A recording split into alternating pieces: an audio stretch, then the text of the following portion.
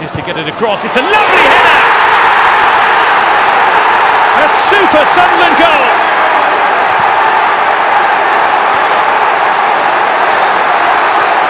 Well, being in playoff contention was always going to be a big ask for Sunderland, but count them out at your peril. Michu in for Pritchard, for Cirkin again. It's a brilliant goal!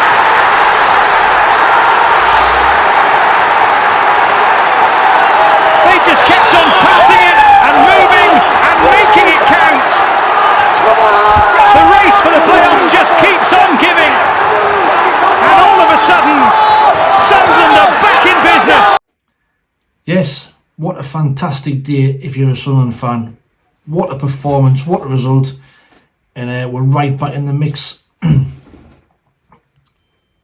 throat's still sore off shouting and bawling at the telly, but oh my god, what an absolutely fantastic result and what a performance today at West Brom.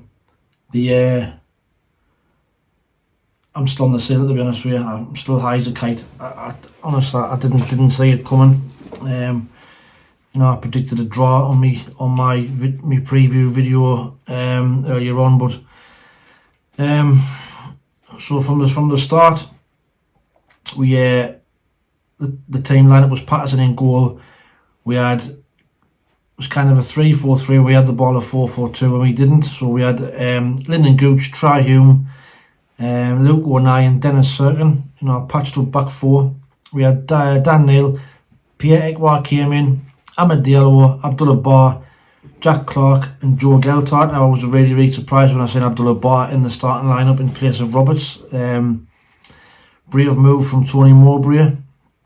And after the first 5-10 minutes I thought he's made a mistake here, because to be fair, West Brom started the game really well. They were up for it, they were pressing us, tempo was high, and I thought, it's going to be a long afternoon this. They looked up for the fight, and I thought if they could have nicked an early goal then it was going to be a long afternoon.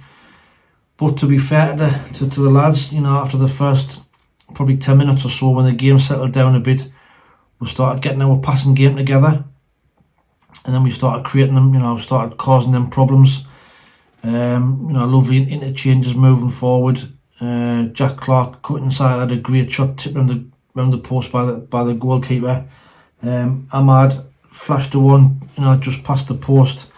And then right on half time, sucker blow. Then a certain makes a mistake, gives the ball away. It rebounds to their player, and Luke O'Neill comes diving in with a tackle, swings at the ball, misses. Now, even though he doesn't make contact with the player, he doesn't make contact with the player, he's dived in. Referee has looked at it and gives the penalty. It's a soft one, it really is a soft one, but I don't think it is a penalty. But I can say why the referees give it. Luke O'Nine's dived in there. Does he need to dive in like that? Does he just need to stand up? He comes steaming in, took a swipe at it, missed it, and John Swift's made the most of it, gone down, and referees give it, pressure situation. Their fans screaming as well, so he's give the penalty, and John Swift steps up and tucks it away. It's 1-0, and you think, oh god, here we go again. Soft, poor decision by the referee is going to cost us again. Going to be a long second half. How do we change it? What do we do? But overall, we were disappointed not to go in at 1-0 down. So come out at half time, and again, they try to get on the front foot again at the start of the second half. They tried to up the tempo a bit. It was again looking like a tough afternoon, and we'd have probably been happy with a point, even though a point wouldn't have been good enough. But that's when we took control. 53 minutes. Lyndon Gooch was absolutely fantastic down the right hand side. Two defenders. You seen at the start of the clip there. Beats the two men. Puts a lovely cross in the box, and Dennis Cirkin, oh my god, what a header! Absolutely fantastic header. He's done well just to get there. Bearing in mind, he's playing in the left hand side of a back three. Gets in the box, finds a space, and powers a header top corner, and it's game on. And and I thought from there we controlled the game. They created a few half chances, but no clear cut chances, if you like. I think Patterson made a couple of decent saves during the second half, but then just as the game's looking like it's going to be a 1-1 draw, another fantastic passing move goal. It starts off with Mitchell to Clark to Pritchard. Pritchard knocks it back inside, and there's Dennis Cirkin again. One touch, left foot finish. Roof of the net. Oh my God! And that's it. Neither one of me throat certain. I was absolutely over the moon. I couldn't believe it. And to put it in perspective, they hadn't lost at home since October the 29th. They've won 11 of those 13 games. That they were going for 14 unbeaten. The record that we touched upon, down there before the game, we've got a terrible record down there. And what a time to pull off a result. What a time. That now puts us into 6th place on 45 points. So we're a point. I think we're a point behind Coventry. Let's have. I've got the league table here. Played 44. 65 points, and it's like a point behind Coventry. Yes, we know Blackburn has got a game in hand. Let's just, we've got 2 games left. Let's see if we can take care of our home business on Saturday against Watford. We know our home form's let us down, but we have to make Saturday count now. And if we can get another 3 points on Saturday, what a chance we've got to make in the playoffs. But not wanting to get too carried away. There's a long way to go yet. We'll just see how take each game as it comes.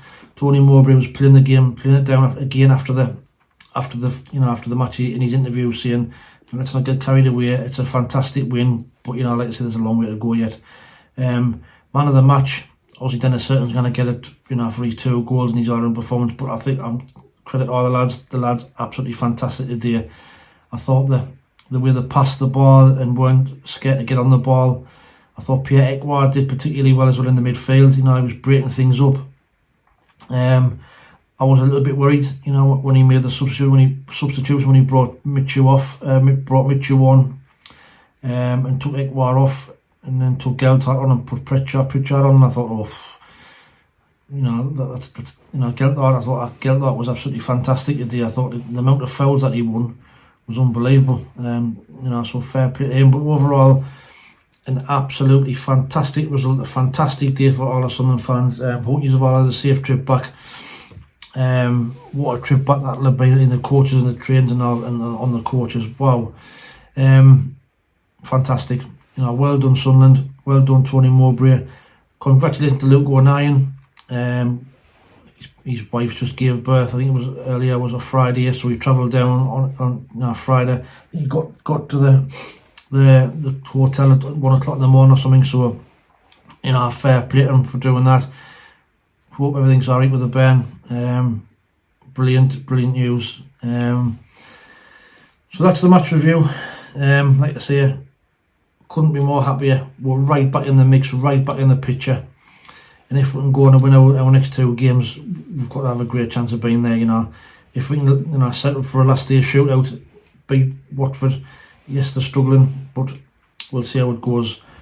But thanks for watching. I appreciate all the new subscribers. I'm currently at 302, which has been fantastic. Loads of comments on the video, on the preview video, to win the shirt. So if you want the shirt, that's behind here.